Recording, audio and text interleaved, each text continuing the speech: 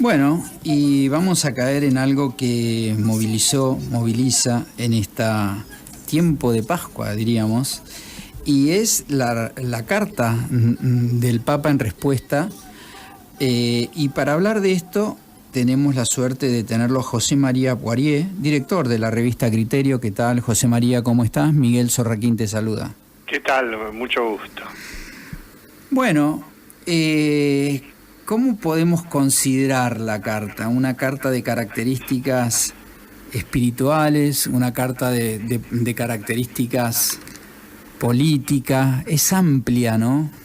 Es amplia, es verdad, y creo que caben varias interpretaciones, pero subrayaría, como se decía recién, que hay una tarea primordial en el Papa que es pastoral, es decir, que él se está refiriendo al mundo católico y por extensión a la ciudadanía argentina.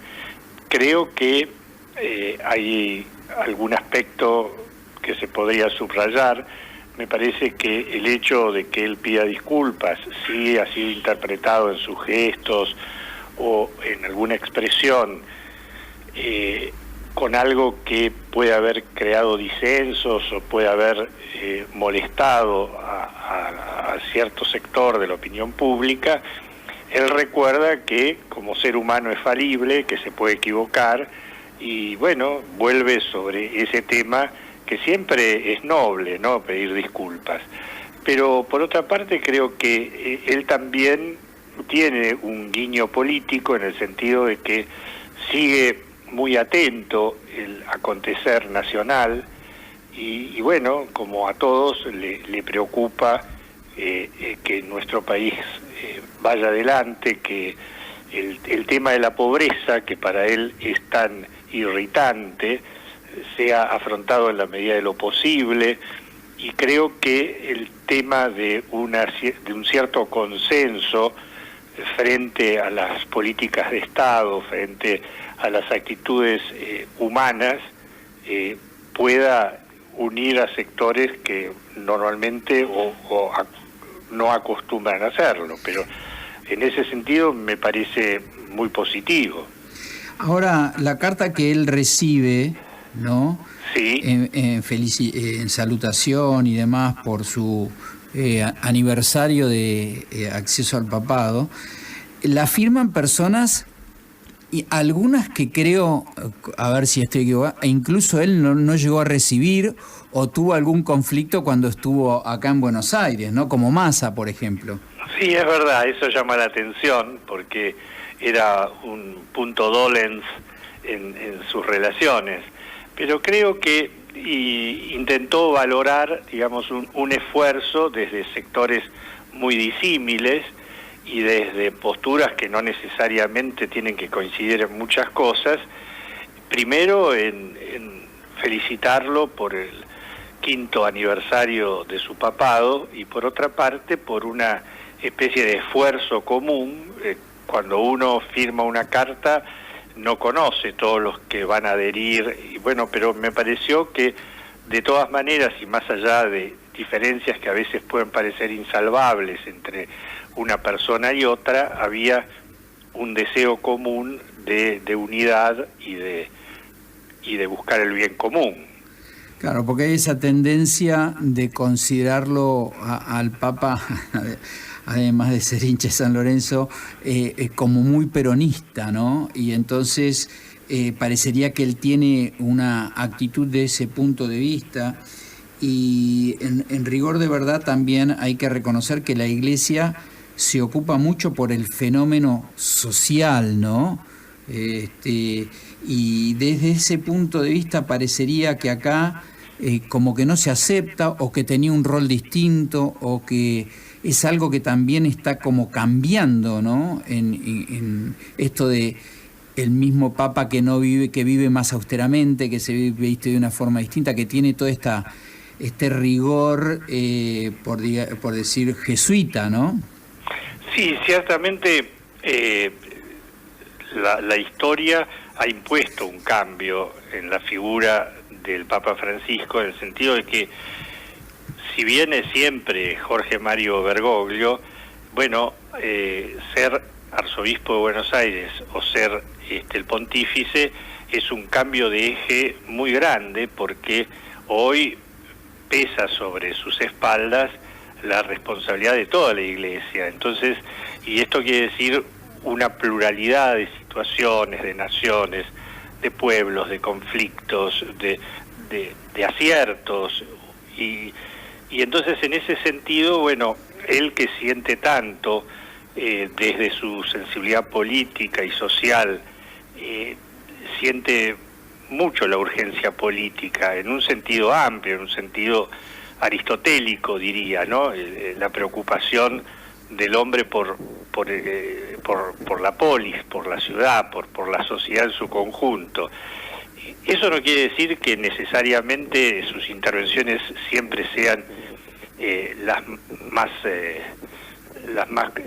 apropiadas, porque eso está, si uno se detuviera un momento en la historia de la Iglesia y en particular en la historia del papado, hay diferencias notables por su proveniencia, por su ideología, por su formación, por su sensibilidad. Yo creo que un hecho del que a veces no terminamos de tomar conciencia es la dimensión que significa que haya un papa argentino, un papa que no viene en la historia de Europa o del Mediterráneo o de los lugares que siempre fueron, digamos, en la bimilenaria historia de la Iglesia, el lugar de proveniencia del papado. Ese ya es un cambio de eje muy grande, y él siente una urgencia de que de alguna manera, no digo ya el país, pero sí el continente americano o latinoamericano de manera muy especial, encuentre en él una fraternidad y una paternidad muy importante. Ahora, dentro de los, digamos, si uno se pone a mirar un poco la agenda del Papa, parecería que lugares como China o aquellos que están más alejados deberían ser o atraídos o empezar a entablar relación, ¿no? Y eso conlleva un trabajo a todo nivel muy, muy, muy grande. ¿Es ese uno de los objetivos del Papa en la actualidad? Yo creo que para él, para Francisco, en la agenda, la relación de la Santa Sede con el gobierno chino está en los primeros lugares. Y esto se explica de distintos motivos. Uno es ciertamente porque China significa en gran medida el futuro de la humanidad, porque por su número, por su importancia, por su peso político y económico y por la pujanza con que se está desarrollando, más allá de los conflictos enormes que sigue habiendo sobre todo los conflictos por la libertad, por las libertades individuales. Y bueno, eso la historia nos irá mostrando cómo se pueden ir salvando, pero creo que hay una preocupación muy grande. Asia es una preocupación y un interés que suscita en él un interés muy marcado. Por otra parte, desde el punto de vista religioso, él como jesuita y como profundo conocedor de la problemática misionera, como él la ha llamado algunas veces, bueno, es un desafío pendiente, que el cristianismo pueda echar raíces profundas en una civilización tan diferente y tan importante y tan grande, está en su agenda. Yo creo que él ha puesto las figuras más importantes de la diplomacia vaticana en las tratativas con China. Sabemos que la diplomacia vaticana como la diplomacia china son muy reservadas. Es muy difícil para nosotros tener la perspectiva, desde la poca información con que contamos, para entender cuáles son los pasos que se están dando. Pero hay ciertamente una decisión tomada, y es la búsqueda de cierta unidad dentro de esas dos iglesias que se perfilan en China, la que responde a Roma, que ha sido bastante perseguida y ha sufrido muchísimos problemas, y la que ha dado en llamarse Iglesia Patriótica, que trata de combinar una fidelidad al papado, pero pasando por la censura del gobierno nacional. Ahí de alguna manera se vuelve a plantear un tema que había tenido que afrontar el Papa Pablo VI en su momento con respecto a todo el bloque oriental europeo.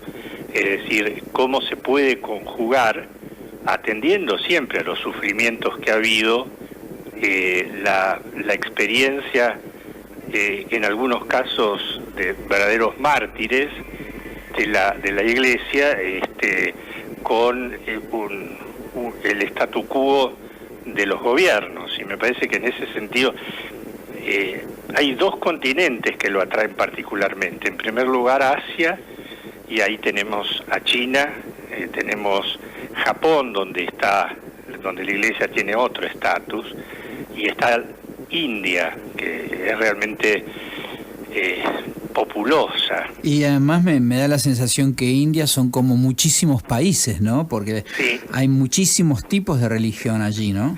Es verdad, también tenemos una configuración muy compleja en China, de la que conocemos menos, y que el sesgo tan fuerte que impone el gobierno no siempre permite advertirlas, pero también ahí las variaciones culturales, de tradiciones, etcétera, es muy amplia.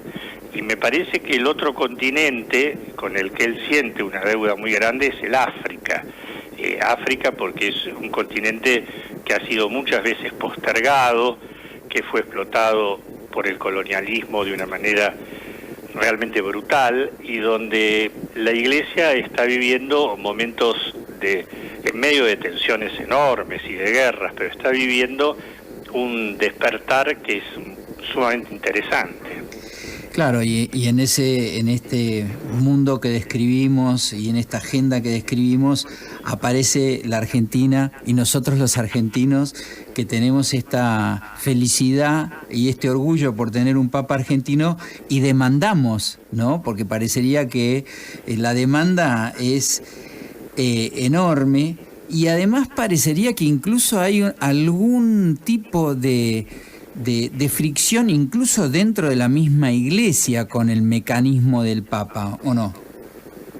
Ciertamente, porque el estilo de este Papa, tan poco amante de los protocolos y de los lugares dados, etcétera, ha impuesto un ritmo de cambios dentro de lo que sería la curia romana que es muy muy fuerte, sí.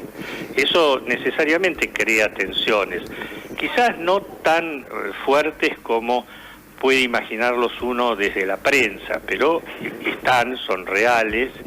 De todas maneras, me parece que no es homogénea esa línea en el sentido de resistencia, sino que pasa por distintos aspectos, porque la Iglesia, tal como la hemos conocido a lo largo de muchos siglos, era eurocéntrica, como lo fue la civilización occidental en general.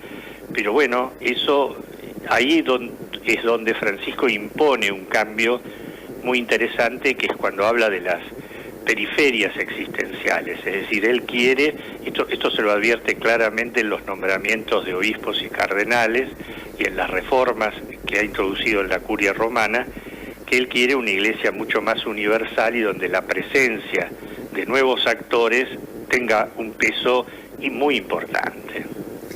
Sí, increíble. Bueno, una bendición para nosotros tener un Papa argentino, y lo mejor que podemos hacer es lo que él nos pide, ¿no? Que recemos por él y que estemos unidos.